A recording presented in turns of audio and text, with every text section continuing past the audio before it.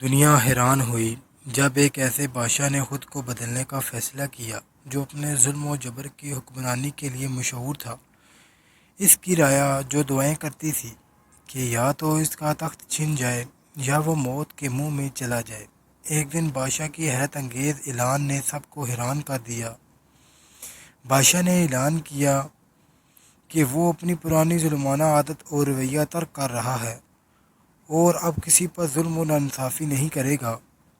اس نے عہد کیا کہ اس کی حکومت میں عدل و انصاف ہی ہوگا اور اس کے وعدے نے اس کو نیک دل بادشاہ کے نام سے مشہور کر دیا۔ کئی مہینوں تک بادشاہ نے اپنے قول کا پاس رکھا اور رعایا اس کے انصاف و نیکی کے گڑ گانے لگی۔ لوگ اب اس کو دعائیں دینے لگے اور اس کی تعریفیں کرنے لگے، لیکن اس تبدیلی کی وجہ کیا تھی؟ یہ سوال سب کے ذہنوں میں گردش کر رہا تھا۔ آخر کار ایک دن اس کے ایک وزیر نے ہمت کر کے بادشاہ سے پوچھا کہ وہ کون سا لمحہ تھا جس نے اسے اتنا بڑی تبدیلی پر مجبور کر دیا۔ بادشاہ نے کچھ دیر خاموش رہنے کے بعد ایک گہری سانس لی اور کہانی بیان کی کہ ایک دن میں جنگل میں اپنے گھوڑے پر سوار تھا اور میں نے ایک منظر دیکھا جو میرے دل اور دماغ پر ہمیشہ کے لیے نقش ہو گیا۔ ایک شکاری کتا ایک لومڑی کا تعقب کر رہا تھا۔ لومڑی نے اپنی جان بچانے کے لیے تیزی سے اپنے بل میں پناہ لی، لیکن اس کی ٹانگ کٹ چکی تھی جس سے وہ ہمیشہ کے لیے معذور ہو گئی۔ بادشاہ نے کہا یہ منظر بڑا عجیب تھا، لیکن کہانی یہاں ختم نہیں ہوئی۔ تھوڑی دیر بعد وہی شکاری کتا ایک آدمی پر بھونکا۔ آدمی نے غصے میں آ کر ایک بڑا پتھر اٹھایا اور اسے کتے پر دے مارا، جس سے کتے کی ٹانگ ٹوٹ گئی۔ کتا تکلیف سے چلاتا رہا، لیکن یہ سلسلہ جاری رہا۔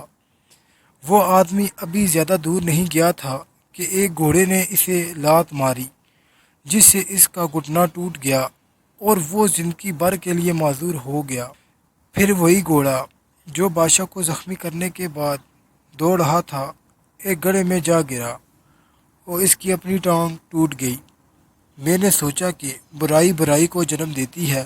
بادشاہ نے کہا کہ جو آپ کے سامنے آتا ہے اس پر غور کرنا چاہیے کہ خدا اسے یہ منظر کیوں دکھا رہا ہے، کہ کہیں یہ کسی گناہ یا ظلم کی وجہ سے تو نہیں ہو رہا۔